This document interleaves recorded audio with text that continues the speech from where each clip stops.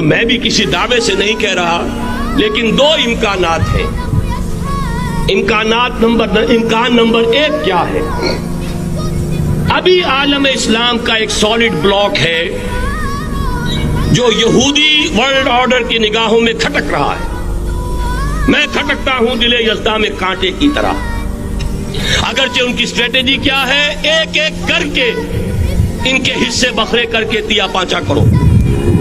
ابھی وہ بلاک کون سا ہے؟ ایران ہے، افغانستان ہے، پاکستان ہے اور روسی ترکستان سے آزاد ہونے والی جو ریاستیں ہیں، یہ ایک سالڈ بلاک۔ یہ عجمی مسلمان ہے، عربی نہیں، عربی گئے، یہ نوٹ کر لیجئے، اس لیے کہ عربوں کو اللہ نے فضیلت دی تھی، محمد ان میں سے تھے صلی اللہ علیہ وسلم، یہ رتبہ بلند ملا جن کو مل گیا۔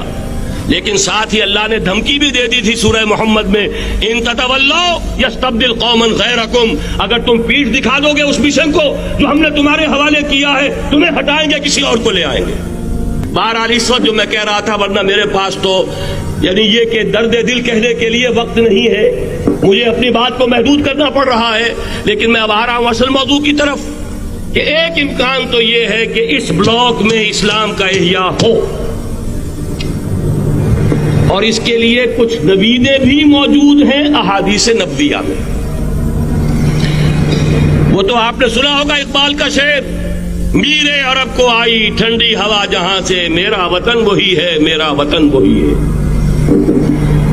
حدیث میں آتا ہے یخرج ناس من المشرق یؤتون للمہدی، یعنی سلطان ہی، مشرق سے فوجیں نکلیں گی کہ جو کہ مہدی کی حکومت قائم کریں گی، اور یہ ہوں گے حضرت فاطمہ کی نسل ہی سے رضی اللہ تعالی عنہا، لیکن عالم عرب کے اندر پھر ایک طاقت بن کر ابھریں گے، باطل کی قوتوں کے خلاف جہاد کریں گے، لیکن ان کو مدد آئے گی دو طرف سے، ایک زمینی مدد آئے گی مشرق سے، ایک آسمانی مدد آئے گی، عیسیٰ ابن مریم کا نزول، حضرت مسیح علیہ الصلوۃ والسلام جو زندہ آسمان پر اٹھائے گئے تھے نازل ہوں گے، اور در حقیقت ان دو مددوں کے نتیجے میں پھر یہود کا قلع قمع ہوگا، اور یہی گریٹر اسرائیل ان کا گریٹر گریو یارڈ بن کر رہے گا، عظیم تر قبرستان بن کر رہے گا۔